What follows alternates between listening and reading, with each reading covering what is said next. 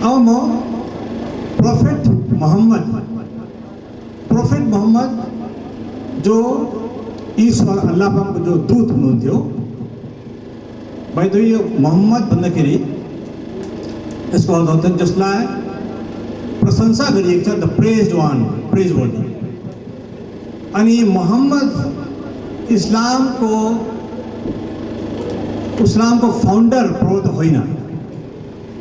मोहम्मद साहबले के गरे, इस्लाम प्रचार मात्र गरे, तर इस्लाम सुरुदेखि नै थियो। तो उहाँको जीवनमा कति 3-4वटा घटनाको म व्याख्या गर्छु। जस्तै मानव मनोमूल्य के हो अनि मानव मूल्य सम्भव हुन्छ भने हामी सोचौँ कि खोइ त यो त किताबको कुरा मात्रै होला, कहाँ त्यस्तो मान्छे कहाँ त्यस्तो कुरो गर्नु सक्छ। तर एउटा व्यक्ति, धेरै व्यक्तिहरू छन्, महान व्यक्तिहरू छन् जसले यी मानव मूल्यहरूको एउटा क्लाइमेक्टिक एक्जाम्पल रूपमा हामी देख्न सक्छौँ। अनि त्यहाँबाट हामी सिक्न सक्छौँ कि यो हाम्रो जीवनमा पनि यो सम्भव हुन सक्छ। कथा प्रथम, मक्का शरीफमा जब इस्लामको प्रचार गर्न थाले प्रोफेट मोहम्मद, धेरै विरोध भयो किनभने त्यतिबेला अरबको अवस्था एकदमै नराम्रो थियो। एकदमै त्यहाँ नराम्रो प्रथाहरू थिए, मूर्ति पूजाहरू, अनि छोरीलाई त झन् जिउँदै गाडी दिने प्रथा थियो। जब उहाँले इस्लाम प्रचार गर्न थाले धेरै किसिमको षड्यन्त्रहरू रचियो। तीमध्ये एउटा हो एकजना बुढी, एकजना महिला आइमे, उसले चाहिँ होइन म एउटा उपाय गर्छु।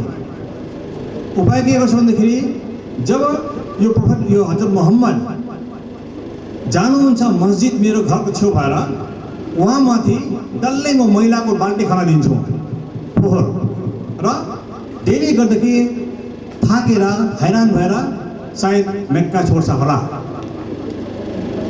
त्यसै हुन थाल्यो। उहाँ जानुहुन्थ्यो, पछाडिबाट फोहोरको बाल्टी मैला ल्याएर उहाँको लुगामाथि डल्लै खनाइदिन्थ्यो। उहाँ के गर्नुहुन्थ्यो, कुनै प्रतिक्रिया नदेखाइकन लुगा टकटकाइवरी जानुहुन्थ्यो आफ्नो मस्जिदतिर। भोलिपल्ट पनि त्यही भयो, पर्सिपल्ट पनि सधैँ त्यस्तै हुन्थ्यो। एक दिन के भयो, यो भएन, त्यो बुढी आइमी त्यो निस्किन, कोही थिएन।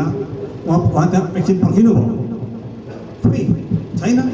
छिमेकी बेला सोध्नु भयो, खोइ त्यो एकजना बुढी एकजना महिला थियो, मलाई चाहिँ महिला फेक्थ्यो, ऊ चाहिँ कहाँ गयो?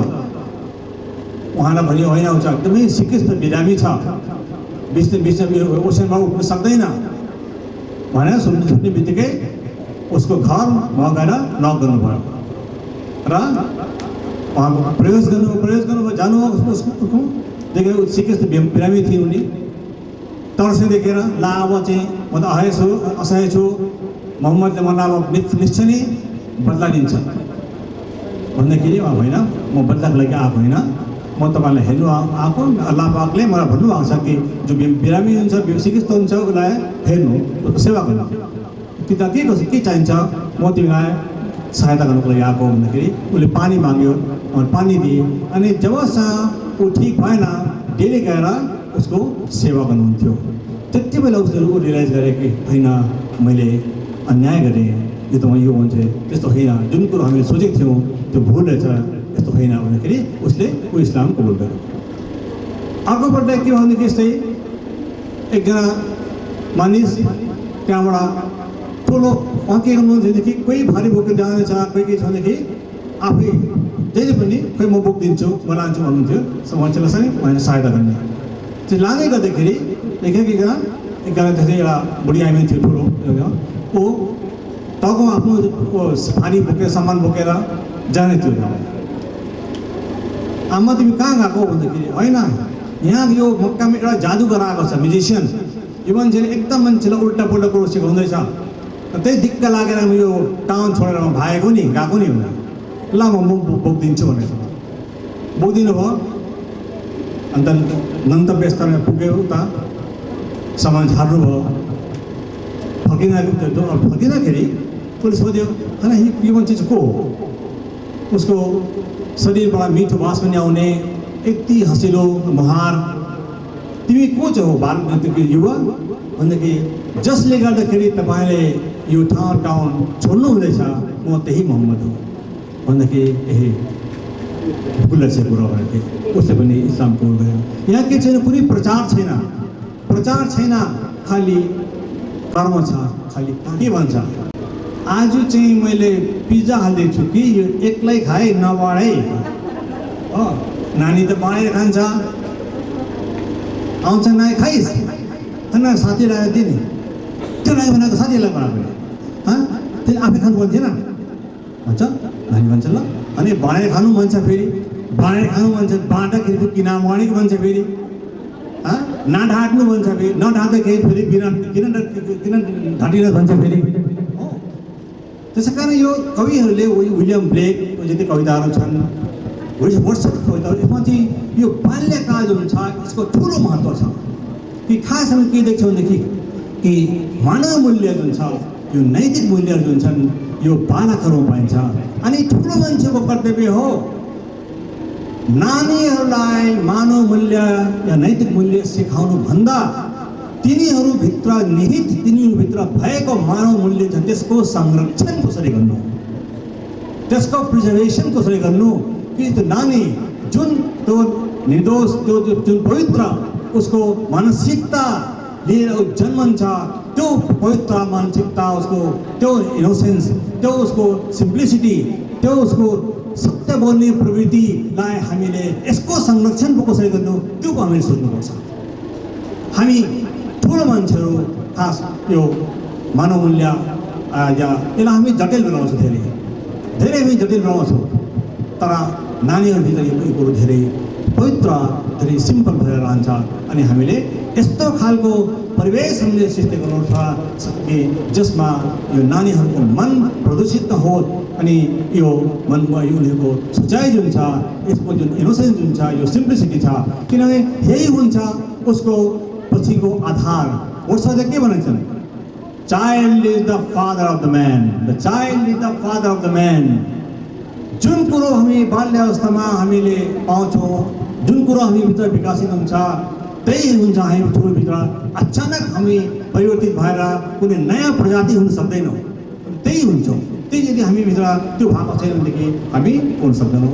एनिवे यो त्यस कारण अब यो अहिले खै यो गुरुबाहरू त बोल्ने माइक भेटाएपछि त्यस्तै हुन्छ हो, ढिलो भइहाल्छ हो। त्यस कारण हामीले यो म्युजिकल इन्स्ट्रुमेन्ट जस्तो अनि एउटा हामीले सबै मानव अनि मानवता सबै कुरो लिएर हामीले विश्व कल्याणप्रति हामी समर्पित हुनुपर्छ। सबैलाई धन्यवाद। अनि र यहाँ साँच्चै धर्म गर्दैछौँ भन्नुको मतलब हो कि हामी साँच्चै नै मानव हौँ कि हामी एकजना ह्युमन बिइङ भएर हामी अरूसँग बाँच्न सकेको छ कि छैन, त्यो चाहिँ मुख्य कुरो हो। र मेरो यो परिस्थितिमा मेरो विशेष नानीहरूलाई यही एउटा आह्वान छ। हुनु त यो युगमा भनिन्छ नानीहरूलाई उपदेश नदिनु भन्ने छ, किनभने कसैले उपदेश सुन्दैन। तर हिजो अस्ति एउटा विदेशको एउटा देशको 95 वर्ष बुढोले एउटा कुरो भनेको छ, अहिलेको नानीहरूलाई उपदेश दिन कसैले सुन्दैनन्, तर बुढापाकाको उपदेश सुनेन भनेदेखिलाई एक दिन यो संसार खत्तम भएर जानेछ। त्यसले गर्दाखेरि तिमीहरूले हाम्रो उपदेश चाहिँ सुन्नुपर्छ। र हाम्रो उपदेश चाहिँ तपाईँलाई नानीहरूलाई अहिले योग्य नहोला, भविष्यमा हाम्रो विश्वलाई बचाउनुको निम्ति यही उपदेशहरू दरकार पर्छ। र सबभन्दा पहिलो कुरो नानीहरूले यो समयदेखि नै आफ्नो चरित्रलाई बनाउनुपट्टि अघि बढ्नुपर्छ। चरित्र बनाउनुको निम्ति हामीले अहिलेदेखि नै सङ्कल्प लिनुपर्छ र डिसिप्लिन लाइफ बिताउनुपर्छ। अनुशासित जीवन बिताउन सक्यो भनेदेखिलाई अवश्य नै हामीले हाम्रो चरित्रलाई बनाउन सक्छौँ। मैले अघि नै भनिहालेँ कि हाम्रो विश्वलाई आज केही राम्रो मानिसहरूले गर्दाखेरि विश्वमा घोचाइरहेको छ। बेसी भाग मानिसहरू मानवतादेखि टाढो गइसकेको छ। हामीले यो ह्युम्यानिटी भन्ने कुरो, मानवता भन्ने कुरोलाई बचाउनु पर्नेछ। हाम्रो नानीहरूलाई सायद धेरै विचार होला कि म अफिसर हुन्छु, ठुलो मान्छे हुन्छु, आइएएस आइपिएस अफिसर हुन्छु, के हुन्छु। एउटा कुरो मेरो अनुभव म बताइदिन्छु। म जब एडमिनिस्ट्रेटिभ ट्रेनिङ सेन्टरमा थिएँ, ट्रेनिङ सकेर निक्लिँदा हाम्रो एकजना लको फ्याकल्टी मेम्बर थियो, जज हुनुहुन्थ्यो हाइकोर्टको। उहाँले मलाई गेटसम्म ल्याएर फेयरवेल दिनुभएको थियो, मतलब बिदा दिनुभएको थियो। गेटमा आइपुगेर उहाँले भन्नुभएको थियो, 1982-83 कुरो हो।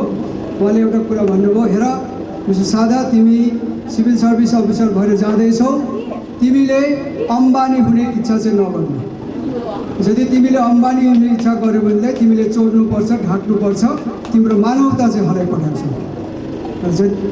नोकरी गरेपछि एउटा बजेटेड स्यालेरी पाइन्छ, त्यसले म नानीहरूलाई पढाउँछु, म घर बनाउँछु, एउटा गाडी किन्छु, यो यति चाहिँ गर्न सक्छ। त्यहाँदेखि बेसी सोच्यो भनेदेखिलाई त्यो मान्छेको मस्तिष्क चाहिँ ठिकमा बस्दैन, त्यसले मानवता चाहिँ हराइपठाउँछ। र नोकरी गर्नुको मतलब भोलि अम्बानी भएर म मान्छेलाई ठगेर, मान्छेहरूलाई भुल बाटोमा हिँडाएर चाहिँ ठुलो हुन्छ भनेर चाहिँ हामी सोच्नु हुँदैन। नोकरी गरेर मैले एउटा समाजमा सेवा गर्छु भन्ने भावनाले चाहिँ आउनुपर्छ। र उहाँले त्यही भन्नुभएको थियो, नोकरीको जीवनमा एउटै मात्रै सन्तुष्टि हो, त्यो चाहिँ हो मानव सेवा। तिमीले तिम्रो पोस्टमा बसेर यदि योग्य प्रकारले मानिसहरूको सेवा गर्न सक्यो भनेदेखिलाई तिम्रो जीवनको सबभन्दा सक्सेस, ठुलो सक्सेस त्यही हो। मेरो यो यही आह्वान छ, नानीहरूले अहिलेदेखि नै आफ्नो चरित्रलाई दरिलो बनाऊ अनि भविष्यमा यही उद्देश्य लिएर अघि बढ। म अम्बानी हुन्छु, म धनी हुन्छु, म यस्तो गर्छु भन्ने उद्देश्यले चाहिँ अघि नबढोस्। हाम्रो विश्वलाई बचाउनु पर्नेछ। र यति भन्दै मेरो यो भन्ने कुरो यही शेष गर्छु। धेरै धेरै धन्यवाद।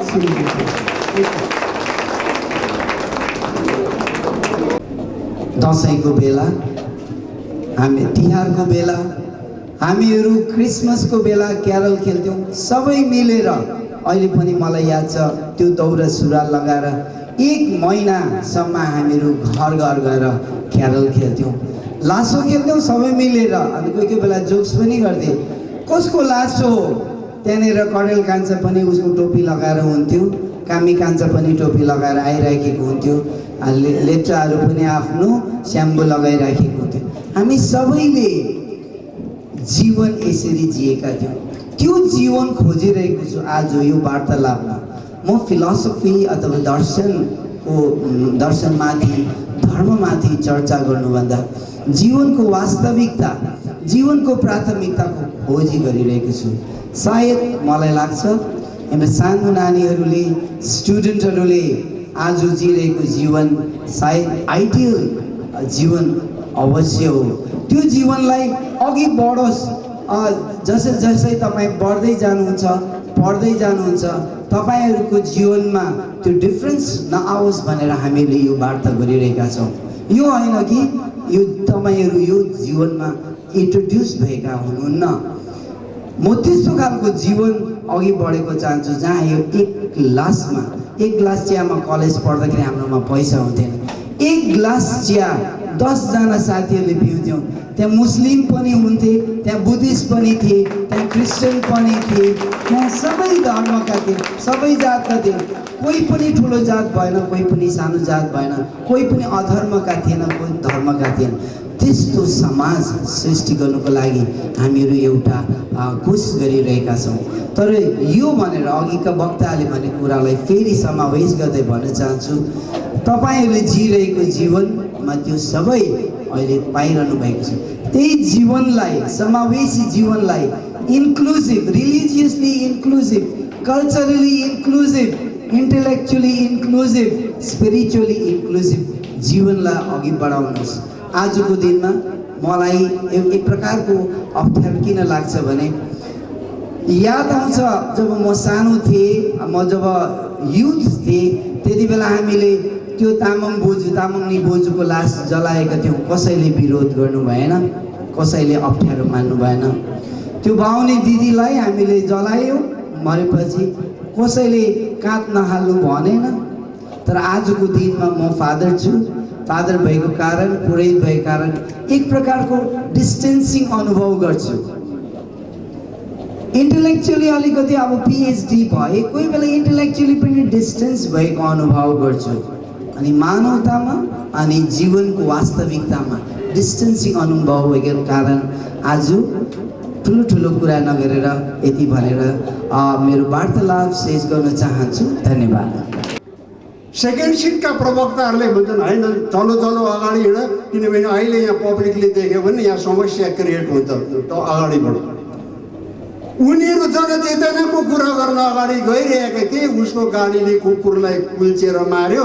अब उनीहरूको भनाइ व्यवहारमा आयो कि आएन त? त्यहाँ पर्फेक्सनमा आयो कि आएन? उनीहरू जनचेतनाको लागि गइरहेका छन्, गाडीले कुकुर कुल्च्यो, उनीहरूले भन्छन् यहाँ प्रभुले भन्छ अगाडि बढौँ। केही समय पर पुगेपछि एउटी महिला रुँदै रुँदै दुईटै हात उठाएर भन्छन् कि मलाई लिफ्ट दिनुहोस्, म अभर परेकी छु, म नानीकी आमा हुँ, म गृहस्थी हुँ र मलाई उठाइदिनुहोस्, मलाई केही परसम्म पुर्याइदिनुहोस्। र पछाडिका सिटका विद्वानहरू पनि उठाउलाई उठाएर फ्रन्ट सिटमा राखे। अनि त्यो जो चरित्र निर्माणका प्रवक्ता थिए त्यस विषयमा बोल्ने, उनले यसो एक हातले स्टियरिङ चलाइरहेका छन्, अर्को हातले त्यो महिलाको केसमा सुमसुमाइरहेका छन्। पछाडिका एक प्रवक्ताले भन्नुभयो यो गाडी रोक, गाडी रोक्नुभयो। अनि हामी जहाँबाट आएका छौँ त्यहाँ फर्काऊ यो गाडी, किन भन्ने कुरा आयो, प्रश्न उठ्यो। प्रश्न उठ्दाखेरि उहाँले भन्नुभयो हामी चरित्र निर्माणको विषयमा बोल्ने व्यक्तिहरू, हामी जनआवाजमा जाने जनचेतनाको विषयमा बोल्ने व्यक्तिहरू कुकुर पनि मार्यौँ, अनि हाम्रै मान्छेले त्यो एउटा अबलामाथि सुमसुम्याइरहेको छ, अभद्र दृष्टिपात गरिरहेको छ, अभद्र व्यवहार गरिरहेको छ। हामीलाई यो जनचेतनामूलक कार्यक्रम र चरित्रको विषयमा बोल्न सुहाउँदैन, गाडी फर्काऊ। गाडी फर्काएर अघि जान्थ्यो। सामाजिक व्यक्तिले समाजको परिवर्तनको विषयमा उसले मेसेज दिन्छ जनसमाजलाई, र आज यस्ता प्रबुद्ध व्यक्तित्वहरूले समाजलाई जुन दिशा निर्देशन गर्न चाहँदैछन् यो धरातलमा पुगेर व्यवहारिक रूपमा माथि आउनुपर्छ। जबसम्म हामी व्यवहारमा आउँदैनौँ, जबसम्म हामी आगो फुक्दैनौँ, ग्यास जलाउँदैनौँ, तबसम्म गाजरको हलुवा पाक्नेवाला छैन। र हरेक कुरा जसरी पनि हामी पढ्छौँ, हाम्रो नानीहरूले पढ्छन्। यहाँ पल्लोपट्टि प्राइमेरी स्कुलमा हामीलाई सरहरूले अमृतबानी भन्न लाउनुहुन्थ्यो एसेम्ब्लीमा, र त्यहाँ भन्न लाउँथ्यो गुरामा बेत लिएर उभिनुहुन्थ्यो र भन्नु डर। त्यति बेला उहाँहरूले भन्नुहुन्थ्यो wealth is lost, nothing is lost, health is lost, something is lost, but character is lost, everything is lost. धन भएर पनि हुँदैन, स्वास्थ्य अलिकति खच्क्यो भने त्यो अलिक दुःखको कुरा हो, तर चरित्र हनन भयो भने त्यो व्यक्तिको सामाजिक मूल्यबोध, पारिवारिक मूल्यबोध, राष्ट्रिय मूल्यबोधहरू सबै माटोमा मिलेर जान्छ। किनभने व्यक्ति एउटा मानव भगवानको सृष्टि हो, शिरताज हो, मुकुट हो भगवानले सृष्टि गरेको। अनि त्यो सृष्टिको एउटा मानवले यदि अर्को मानवलाई कुदृष्टिपात गर्छ भने त्यो मानव मूल्यबोधलाई हामीले प्रणाम गर्ने लायकको बन्दैन।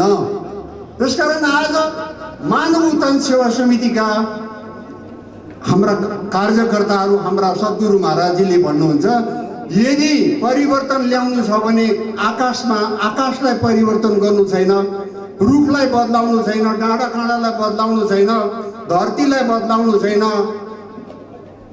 केवल मात्र तिमीले तिम्रो मन परिवर्तन गर्नु छ। अनि मनको प्रदूषण हटाउनुको लागि तिमीले प्रयास। आज मलाई खुसी लाग्यो हाम्रो ठाउँमा पनि सर्वधर्म सम्मेलनहरू यसरी भएको देख्दाखेरि। आजभन्दा 30-40 वर्ष अगाडि यहाँनिर म एउटा धर्म प्रचार गर्ने व्यक्तिको रूपमा यो भ्यालीमा आएको थिएँ।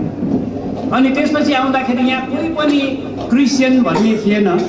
अनि जब प्रचार प्रसार हुँदै गयो, एक दिन एकजना दाजुले यहाँ माथि बजारमा भन्नुभयो भाइ यीशु भनेको चाहिँ नयाँ देउता हो।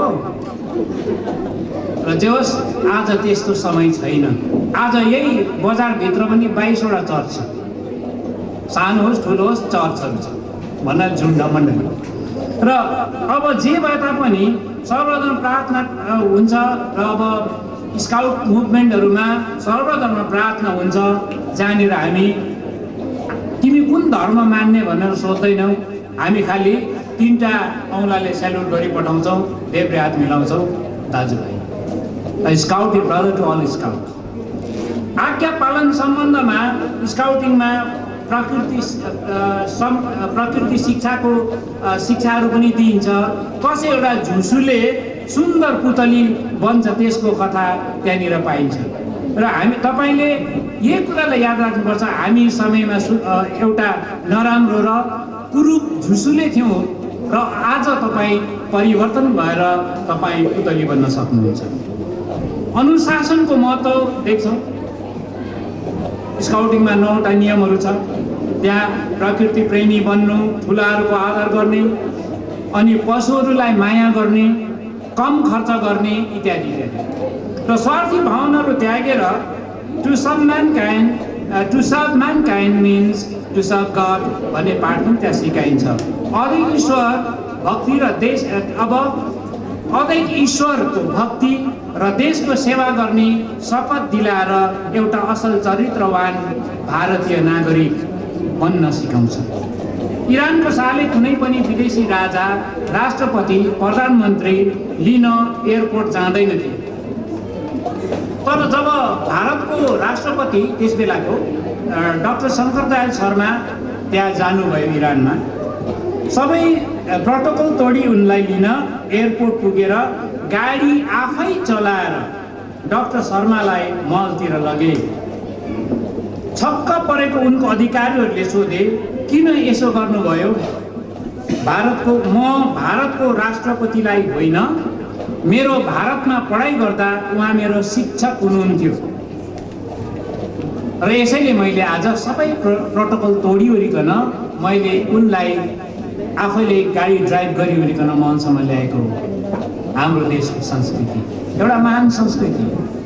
र अब आजको यो महान दिनमा हामीले भुलिँदै गरेको मानव मूल्यहरू र चरित्रमा प्रभाव पार्ने थोकहरू खोजौँ। बाइबलमा एउटा भनाइ छ, let us catch the small jackals which destroys our vineyard. ती साना साना स्यालहरू जसले हाम्रो खेतबारी नष्ट गर्दैछ, ती हुन् द्रव्यवादी विचारधारा, अनुशासनहीनता, नास्तिक विचारधारा, देश विरोधी विचारधारा, प्रेम रहित जीवन इत्यादि इत्यादि। फेरि बाइबलमा लेखिएको छ, train up a child in the way he should go. आमा बाबुहरूले आफ्नो छोराछोरीलाई पहिलो शिक्षा र सधैँभरि दिइरहने शिक्षा चाहिँ आमा बाबुबाट सुरु हुन्छ। Charity begins at home. हाम्रो महान देशको संस्कृतिमा धार्मिकता थियो, छ, र यसमा हाम्रो आधुनिकतावादको द्रव्यवादी विचारधाराले कोही कट्टरवादी भई, कोही आतङ्कवादी भई, जोगी र भोगीहरू छुट्याउनै मुस्किल परिसक्यो नि। नत्र कोडीहरूको सेवा गर्न आउने ग्राम स्टेनको हत्या हुने थिएन, न त बाबरी मस्जिदको समस्या नै हुने थियो। हामी अतिवादी होइन तर आदर्शवादी बनाऊ, मानव मूल्यलाई बचाऊ। बाइबलको एउटा पद भजन सङ्ग्रह 133 को 1 मा लेखेको छ, समाजका दाजुभाइहरू आपसमा एकतामा भएर बस्नु कति असल र मनोहर कुरा हुन्छ। आओ हाम्रो मानव मूल्य र चरित्र खोज गर्न एक भएर फेरि मेरो गोरुको 12 टक्का भन्ने कुरा नगरेर आफ्नो गल्ती खोजौँ र आफ्नै बारीको साना स्यालहरू पक्रेर खेतीपातीको जगेरा गरौँ, मानव मूल्यलाई बचाउँ। आजको यो प्रोग्राम हामीले जुन यो हाम्रो दार्जिलिङ डायलग फोरम छ एउटा, जसको सुरुवात 2004 सालमा भएको होइन। यसको उद्देश्य के हो भने बेग्ला बेग्लै धर्म, बेग्ला बेग्लै विचारधारालाई एउटा साझा मञ्चमा ल्याएर एउटा छानामुनि हामीले यसलाई ल्याएर हामी आफ्नो दृष्टिकोणले हामी प्रत्येक धर्मको जुन योगदान छ मानव कल्याणप्रति त्यो बुझाउने हाम्रो एउटा प्रयास हो। र होइन, एक दिन होइन, यो हाम्रो झन्डै 30 भइसक्यो। हामी बेग्ला बेग्लै हजुर होइन, एउटा होइन, हामी थुप्रै ठाउँमा जान्छौँ। हामी मन्दिर, गिर्जा, गुम्बातिर गयौँ, मस्जिदतिर गयौँ, चारैतिर। किनभने अहिलेको जुन युग छ जो हाम्रो, यसमा हामीले एक दोस्रोको कुरो सुन्नुपर्छ अनि एक दोस्रोको जुन दृष्टिकोण छ यसलाई बुझ्नु हामी एकदमै खाँचो छ। यो गरेर मात्रै हामीले समाजमा एकता ल्याउन सक्छौँ अनि मानव जातिलाई हामी एउटा प्लेटफर्ममा एउटा मञ्चमा ल्याएर हामी यसको एकीकरण हामी गर्न सक्छौँ भन्ने एउटा उद्देश्य छ। अनि यसको जुन रिजल्ट छ यो अति नै राम्रो भएको छ, किनकि जुन हामीलाई प्राय जुन यो समाजमा जुन समस्याहरू छन् यो हाम्रो अज्ञानताले गर्दाखेरि हो।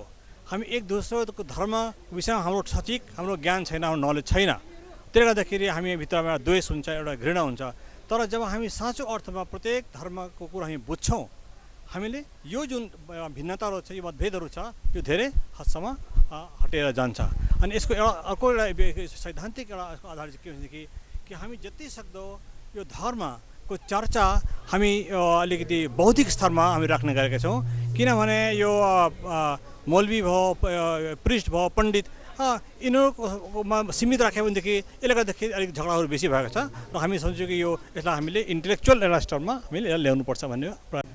धर्म भनेको कि कुनै कुरो जुन साँचो कुरोलाई जब हामी धारण गर्छौँ हो अनि जुन कुरो हाम्रो प्रवर्तकहरूले हाम्रो प्रोफेट्सहरूले हामीलाई देखाएका छन् अनि जुन कुरो ईश्वरबाट बेग्ला बेग्लै पुस्तकको माध्यमद्वारा चाहे त्यो वेद होस्, चाहे त्यो बाइबल होस्, चाहे त्यो कुरान होस्, त्यसको जुन एसेन्स छ त्यसलाई जब हामी पालन गर्छौँ, त्यसलाई हामी जब धारण गर्छौँ हो त्यो हुन्छ हाम्रो धर्म। हजुर हजुर डायलग अर्थ कि अहिलेसम्म हुन्छ हाम्रो मोनोलग। हामी सबैजना भन्छौँ कि मेरै धर्म बेस्ट हो, मेरै सब कुरो राम्रो हो, त्यो यो मोनोलग हुन्छ।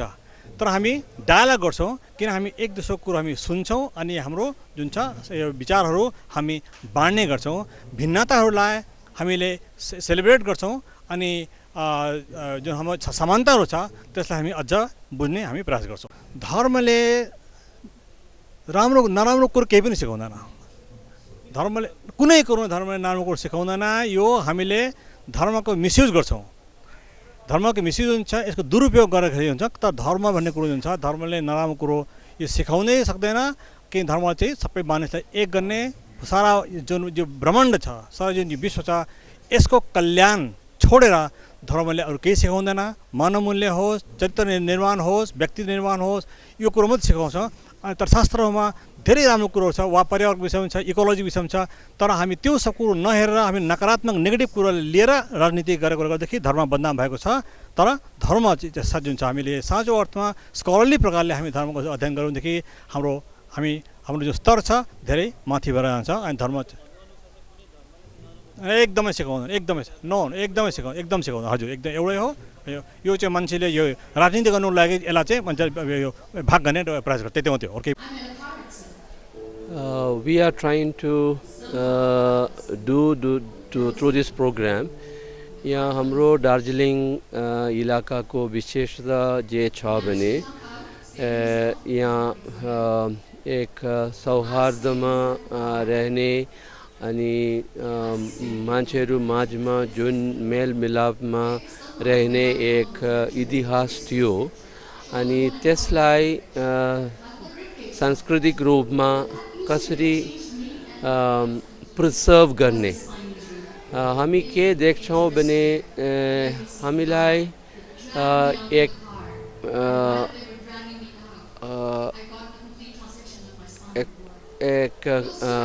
पोइन्टेड रूपमा प्रयत्न नगरेर जुन राम्रो व्यवस्था अहिले छ त्यो त्यस्तै सधैँ रहनेछ भन्ने हामीलाई ग्यारेन्टी छैन। You see, everywhere religion is being used for as a political agenda. धर्म आफै पोलिटिकल त होइन, तर धर्मलाई पोलिटिसाइज गर्नु त सक्छ।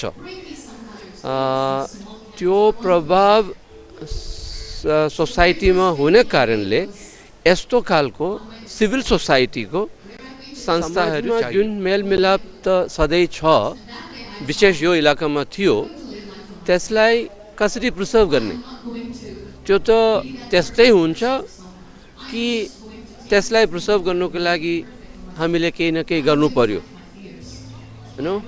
अनि दूसरा ठाउँमा जहाँ जहाँ लेट्स से रायट भएको छ, आन्दोलन समस्या पसेको छ, त्यहाँ त्यो समस्या आएको कारण के हो? मान्छेहरू माझमा सम्पर्क कम भएकोले गर्दा, गेटोवाइज्ड भएकोले गर्दा त्यो खालको भिन्नता अनुभव गर्नु थाल्यो।